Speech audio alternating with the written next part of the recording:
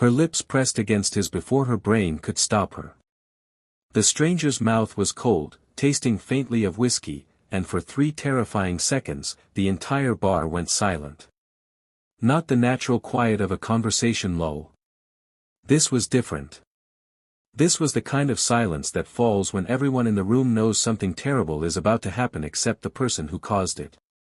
Amanda Williams pulled back, a smirk still playing on her full lips, ready to collect her $50 from the bet. But the man she had kissed did not move. He sat perfectly still on his barstool, his dark eyes fixed on her face with an intensity that would have made most people shrink away. Amanda did not shrink. He was striking in a dangerous way. Broad shoulders filled out his black shirt, the fabric straining slightly against a chest that spoke of years of physical discipline.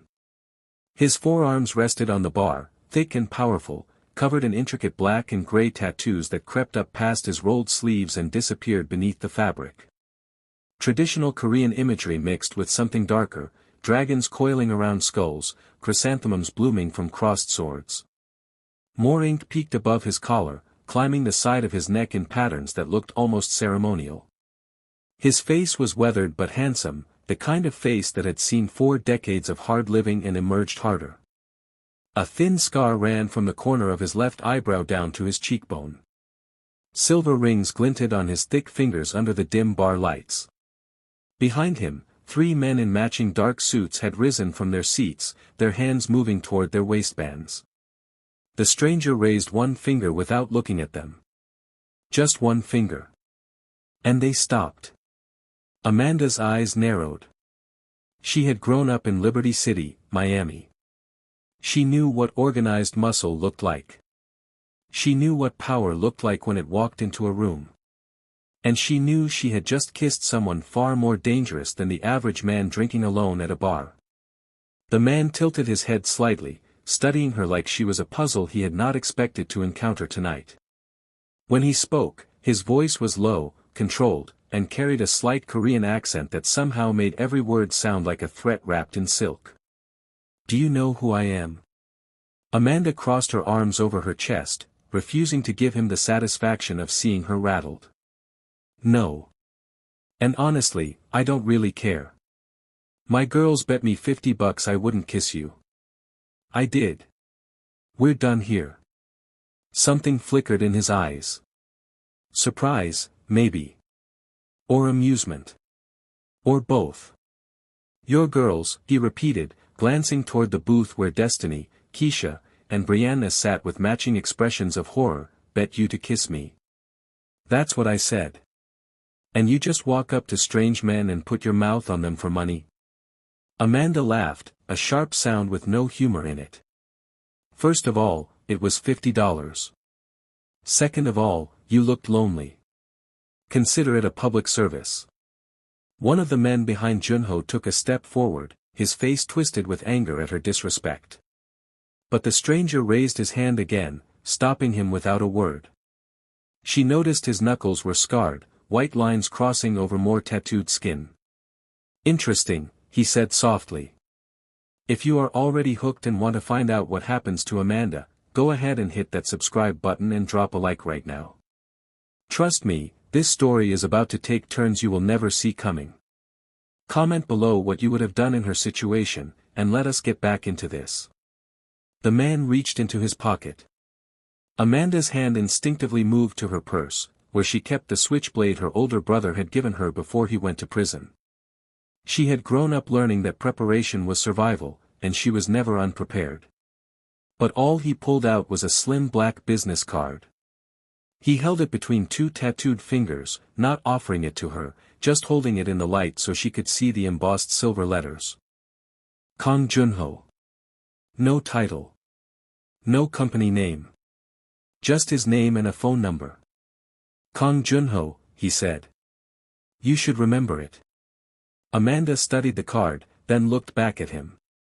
"And why exactly should I remember your name?" "Because no one has spoken to me like that in 15 years and lived to tell about it." "Is that supposed to scare me?" "It should." Amanda leaned in slightly, her voice dropping low enough that only he could hear. "Let me tell you something about me, Kang Joonho. I grew up in Liberty City.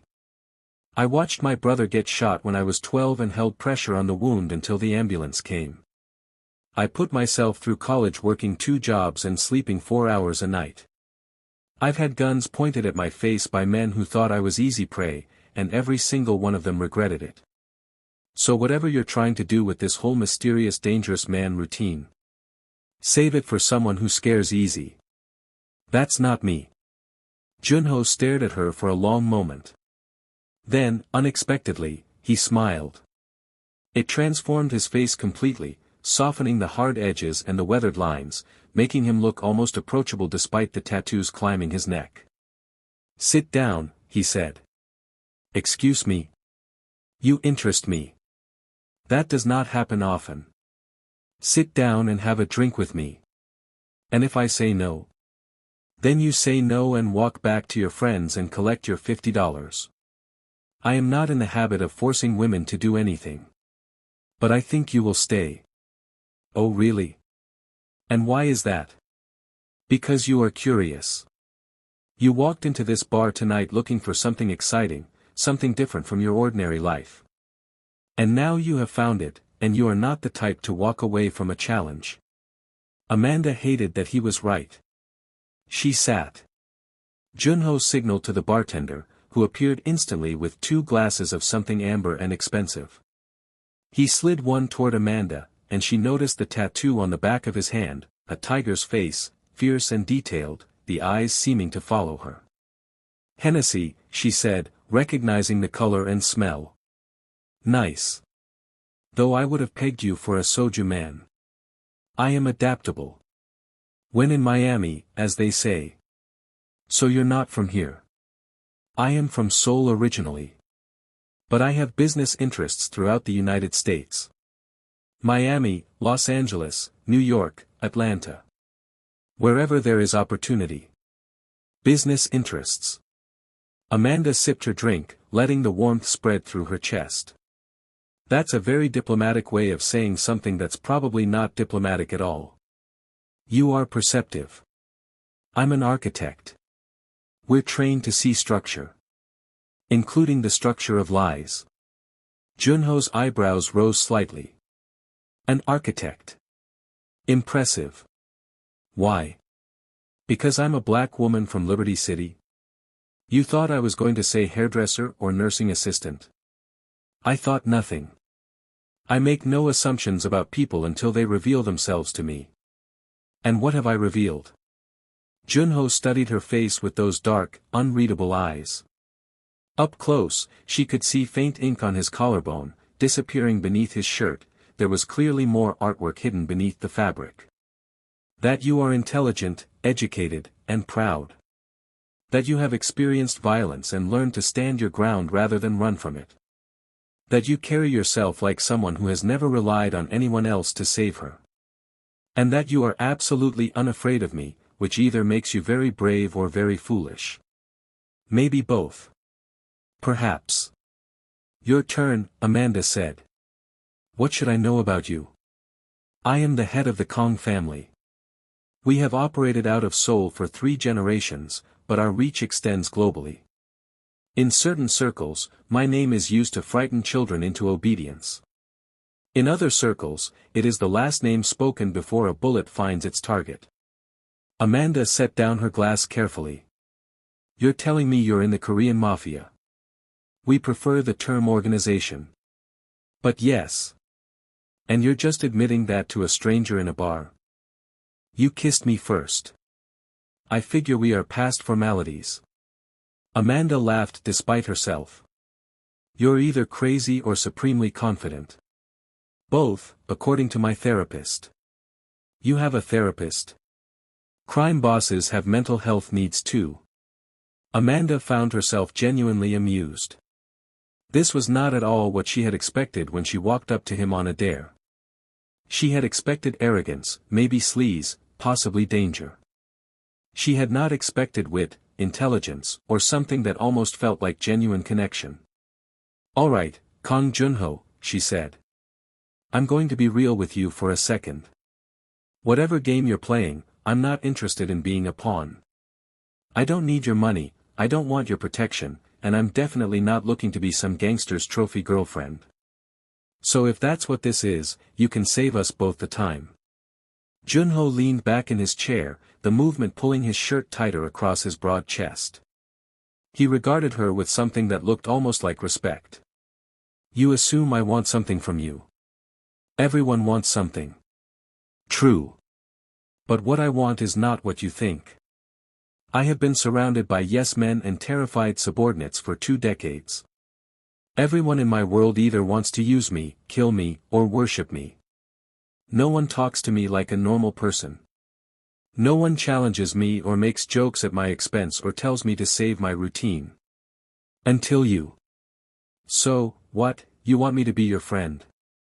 I want you to be honest. That is rarer than you might imagine. Amanda considered this. She had excellent instincts about people.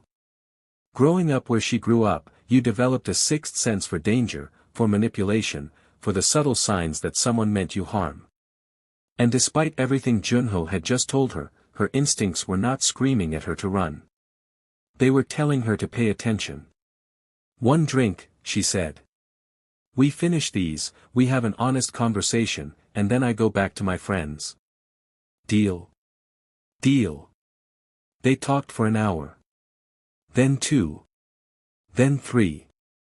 Amanda's friends eventually left, Destiny texting her a string of question marks and warnings that Amanda ignored. The bar emptied and refilled around them, and still they talked. Joonho told her about growing up as the heir to a criminal empire, trained from childhood in violence and strategy and the art of command. He told her about his mother, who had tried to protect him from the worst of it and had died when he was 10, leaving him alone with a father who saw him only as a successor, not a son. He told her about the first time he had killed a man, how he had vomited afterward and then been beaten by his father for showing weakness. As he spoke, his hand absently traced the tiger tattoo on his other hand, a nervous habit, she realized, something he did when discussing difficult memories. In return, Amanda told him about her own childhood. The poverty. The violence. Her mother working 3 jobs to keep them fed. Her brother Marcus, who had joined a gang at 15 because it was the only path that seemed open to him, and who had spent the last decade behind bars. Her own determination to escape, to build something different, to prove that where you came from did not have to determine where you ended up. You did it, Joonho said. You escaped. Did I? I have the degree and the job and the apartment in a nice neighborhood. But Miami is still in me. Liberty City is still in my bones. Every time I walk into a meeting with rich clients, I'm still that little girl trying to prove she belongs. Perhaps you are not supposed to leave it behind. Perhaps it is what makes you strong. Amanda looked at him differently then. This man, this crime boss, this killer by his own admission, understood something about her that most people never grasped. You're not what I expected, she said quietly. Neither are you. I should go. It's almost 2 in the morning. Joonho nodded, but he did not move to stop her. Instead, he slid his business card across the table. If you ever want to continue this conversation, you know how to reach me. Amanda picked up the card, turning it over in her fingers. And if I don't call? Then you don't call. I told you, I do not force women to do anything. But I hope you will. Amanda stood, tucking the card into her purse next to her switchblade. Good night, Joonho. Good night, Amanda Williams. She was halfway to the door when she realized she had never told him her last name. She turned back, but he was already gone. The booth was empty, the glasses cleared away, as if he had never been there at all. Only the faint scent of his cologne remained, something expensive and subtle that lingered in the air like a ghost. Amanda walked out into the humid Miami night, the air thick with salt and jasmine, her mind racing. She did not call him for a week. It was not fear that kept her away. Amanda Williams did not operate from fear. It was strategy. She needed to think, to analyze, to understand what she was getting into before she made any moves. She researched the Kang family, digging through news articles and court records and the dark corners of the internet where such information lived. What she found confirmed everything Joonho had told her and added layers he had not mentioned. The Kang organization was one of the most powerful Korean crime syndicates operating in the United States. They had their hands in everything: shipping through the Miami ports, real estate along the coast, technology, pharmaceuticals. They were suspected of dozens of murders but had never been successfully prosecuted.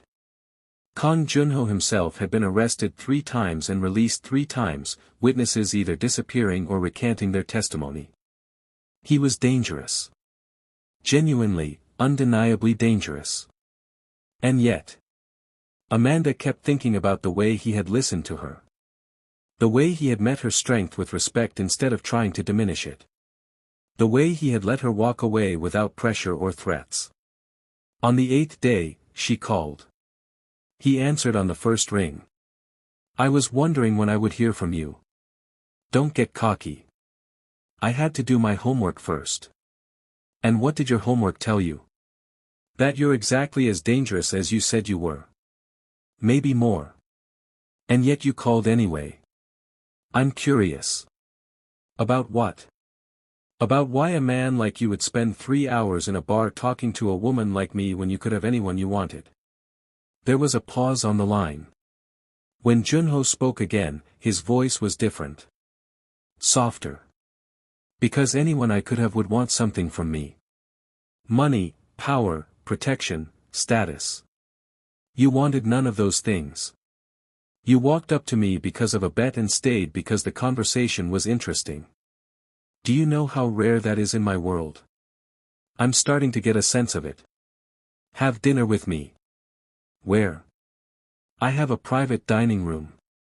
Secure, discreet. My chef is excellent." Amanda's instincts prickled.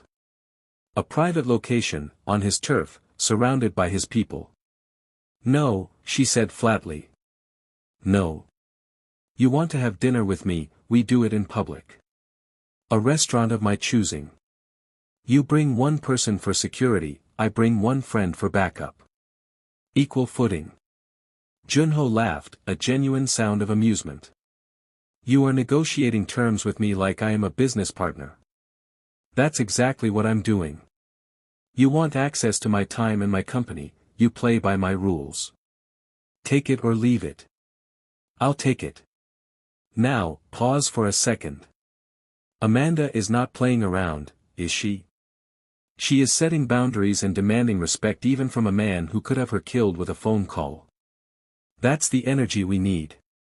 Drop a comment below telling me what you think of how she's handling this situation.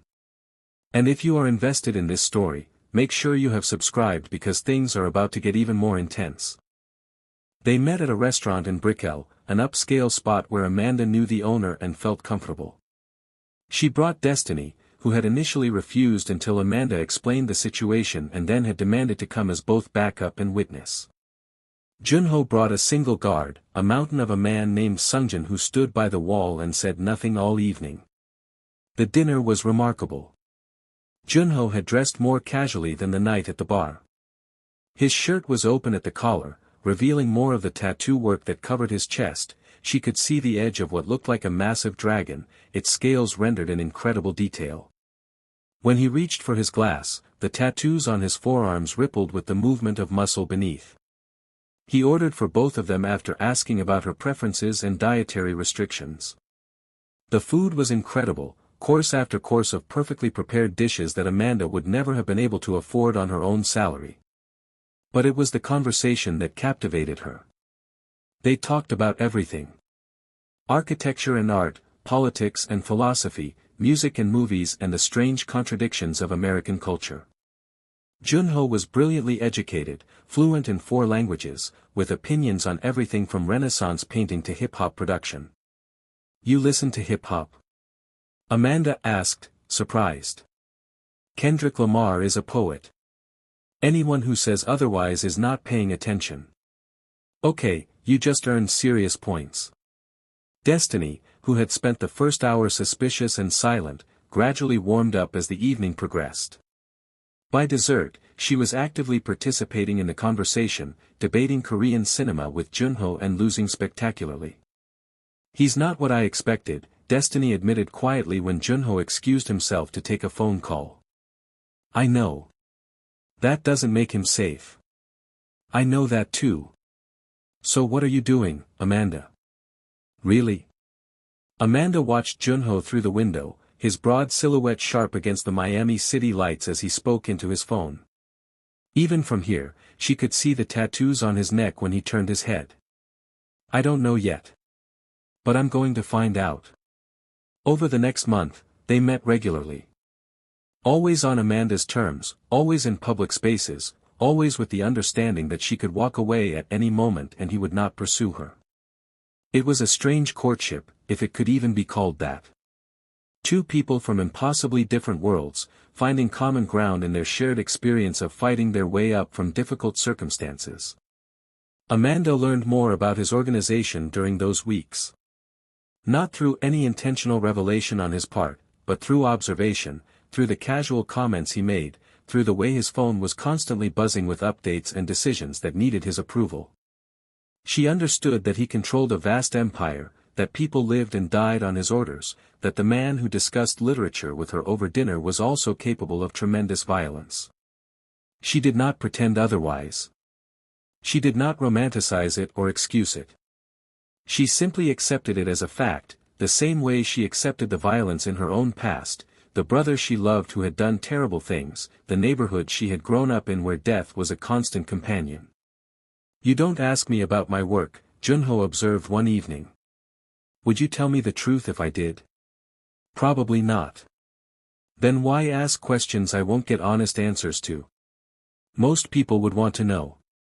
Would push, would pry, would try to uncover secrets." Amanda shrugged. "Most people are amateurs. I figure if you want me to know something, you'll tell me. And if you don't, then it's none of my business. I'm not trying to reform you, Joonho. I'm not trying to save your soul or change your ways.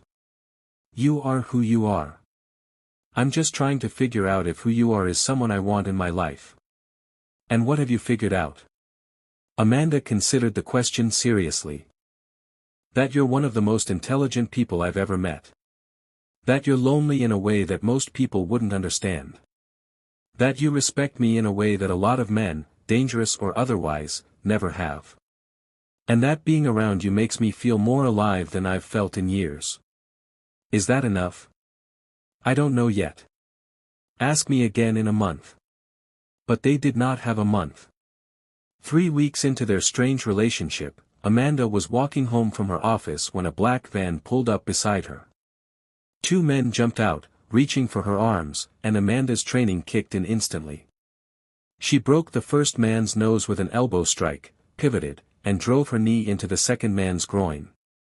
While he doubled over, she reached into her purse and pulled her switchblade, flicking it open with practiced ease. "Back off," she snarled. "I will cut you." A third man emerged from the van, holding a gun. "Drop the knife, sweetheart. The boss just wants to talk. Your boss can make an appointment like everyone else." Funny. Get in the van. Amanda calculated her options. 3 against 1, with at least one firearm. Bad odds. But she was not about to make this easy. Before she could move, a second vehicle screeched around the corner. Doors flew open, and suddenly Sungjin was there, along with 2 other men she recognized from Joonho's security team. The confrontation was brief and brutal. Within 30 seconds, the 3 attackers were on the ground, disarmed and bleeding. Joonho stepped out of the second vehicle, his face a mask of cold fury. "Who sent you?" One of the men spat blood onto the pavement. "Choi family. They wanted leverage." Joonho's expression did not change, but something terrifying flickered in his eyes. "Take them," he said quietly. "I will deal with them later." His men dragged the attackers away. Then Joonho turned to Amanda, and his entire demeanor shifted. The cold fury melted into concern. "Are you hurt?" "I'm fine. Broke one of their noses before your guys showed up. Despite the situation, Joonho smiled slightly. Of course you did. Who's the Choi family? A rival organization based in Seoul. We have been at war for 2 decades. They discovered my interest in you and decided to use you against me. Amanda's jaw tightened. So this is because of you? Yes. And I am sorry. Sorry doesn't cut it, Joonho. These men grabbed me off the street. They had guns.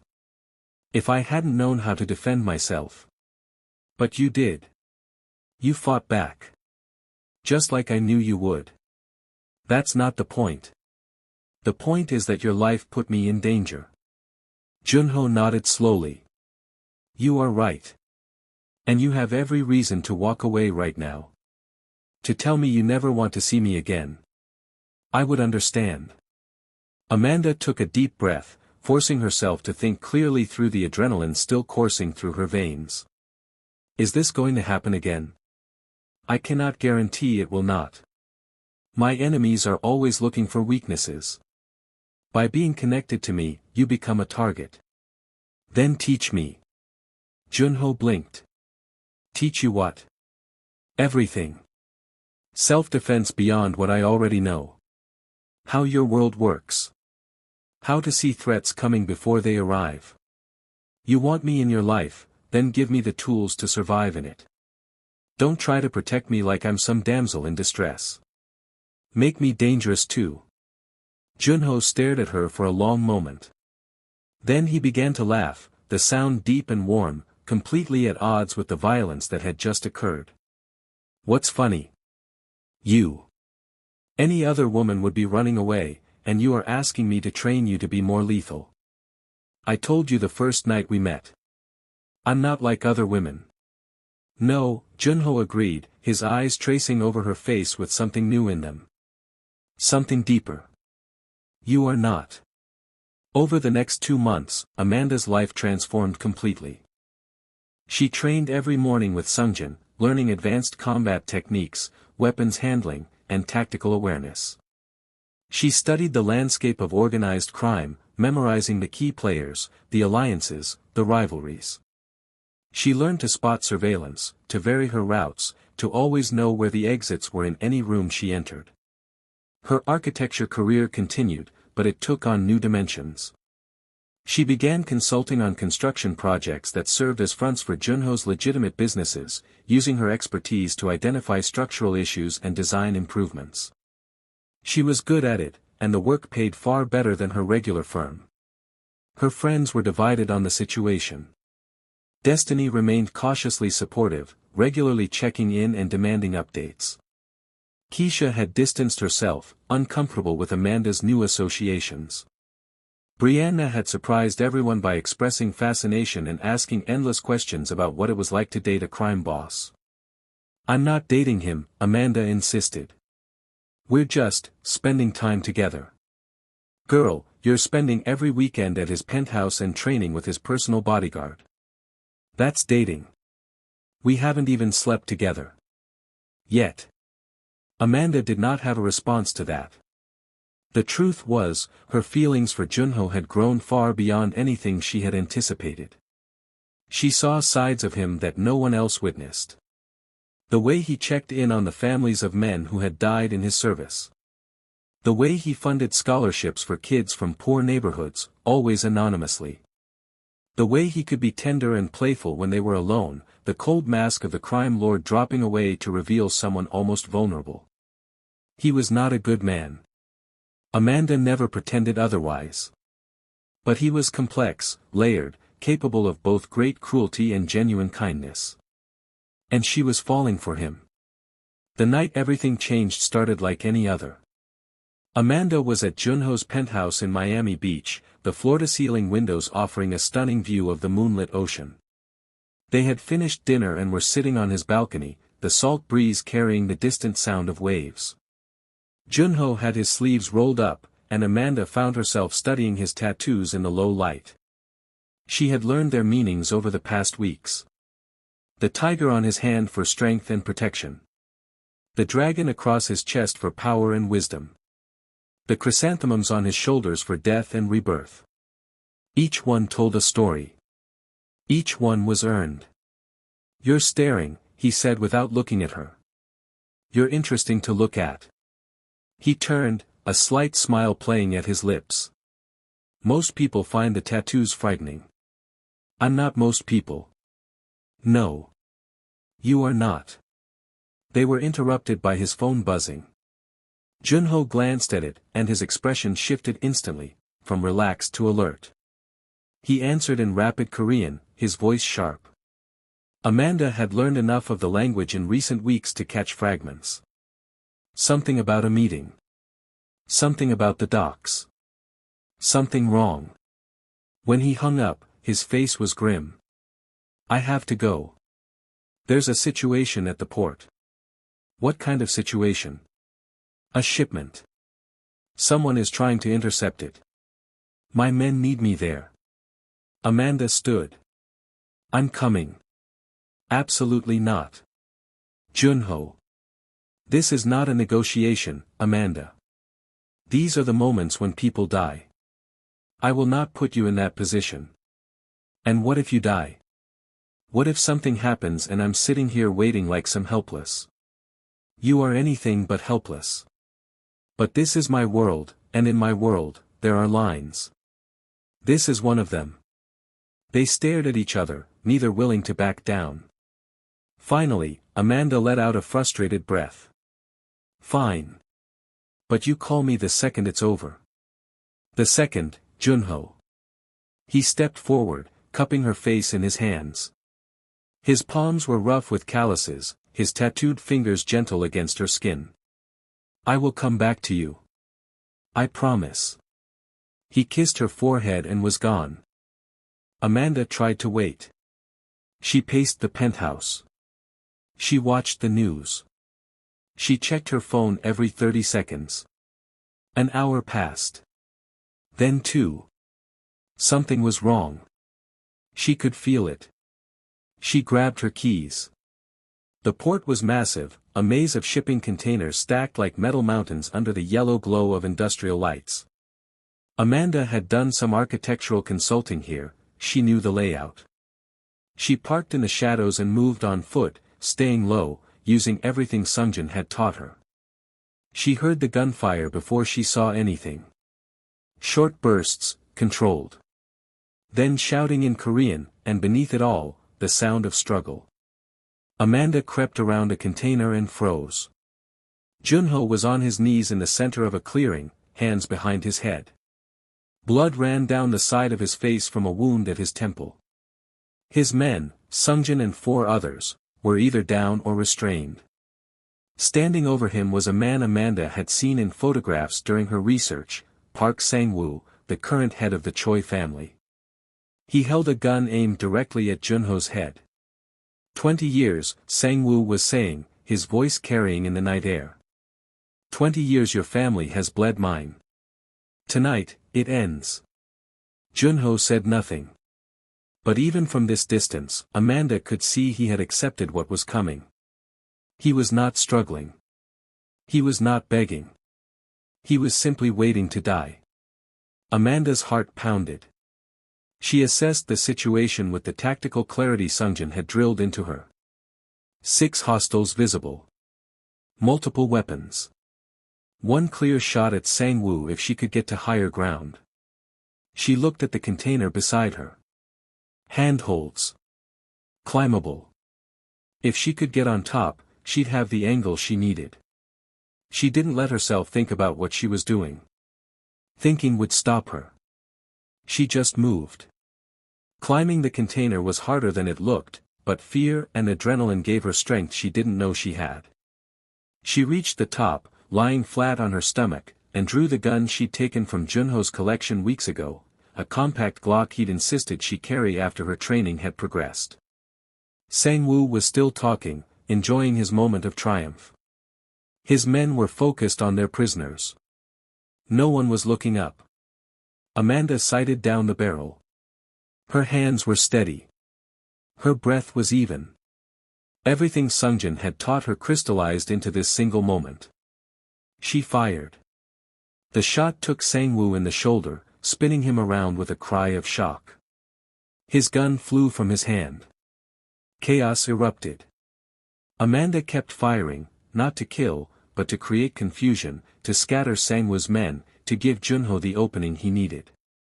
She saw him move, rolling to grab a fallen weapon, saw Sungjin break free of his restraints. In seconds, the situation had reversed completely.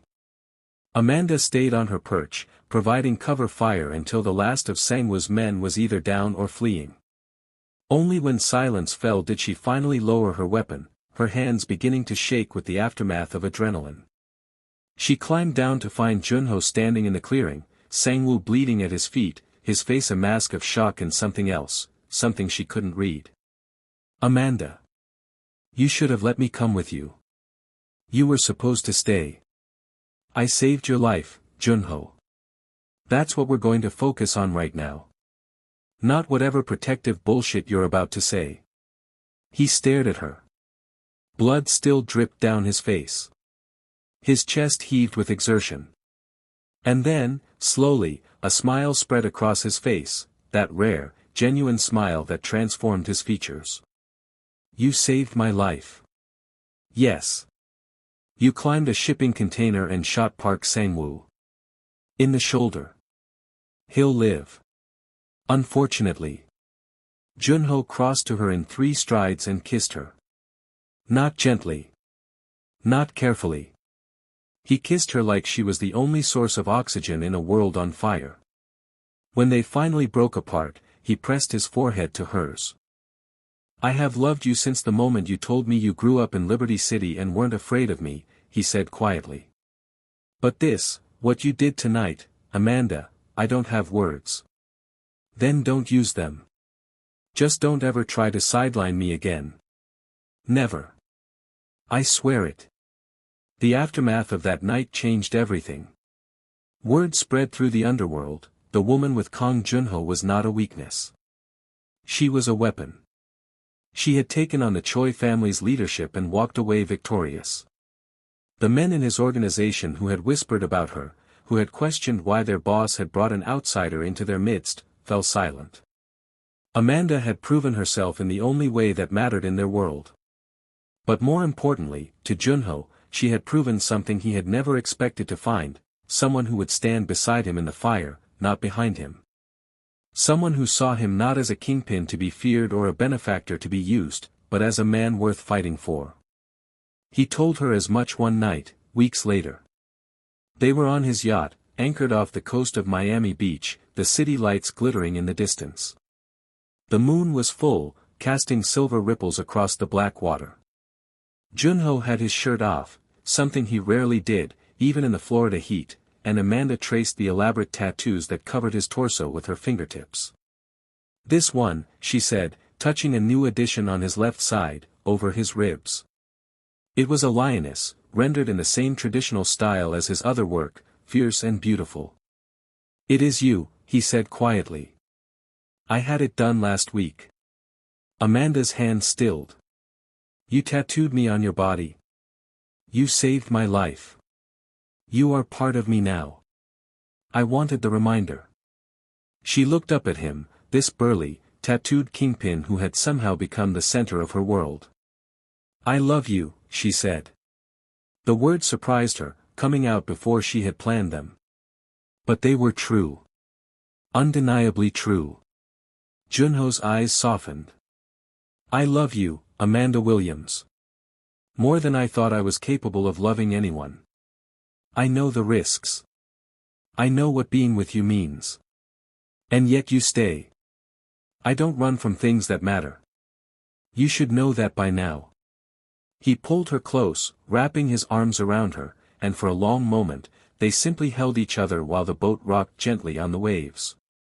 Partners, he said finally. Partners. Now hold on. We are not done yet. Amanda saved the ML's life, and their bond just got a whole lot stronger. But this story is far from over. Let's see how their partnership continues to evolve. Over the next year, Amanda carved out a role for herself in Joonho's organization, using her unique skills and perspective to solve problems others could not. Her architectural background gave her insights into construction and real estate that proved invaluable.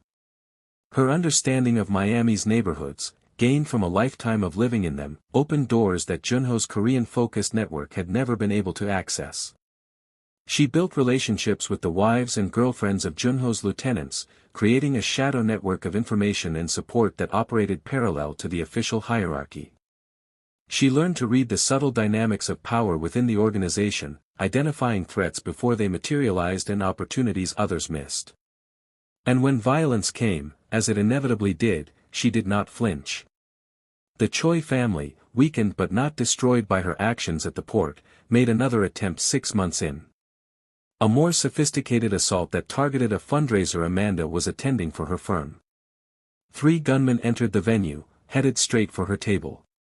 But Amanda had spotted them the moment they walked in, something wrong about their posture, the way their jackets hung too heavily on one side. She had already moved by the time they raised their weapons. She pulled the fire alarm, plunging the room into chaos, and used the confusion to disarm the nearest attacker with a technique Sungjin had drilled into her 100 times. By the time Joonho's backup team arrived, 1 gunman was unconscious, 1 was bleeding from a knife wound to the shoulder, and the 3rd had fled into the night.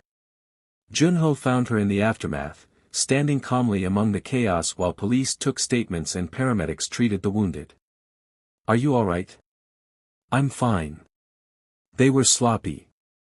Bad operational security. "You took one of them out yourself."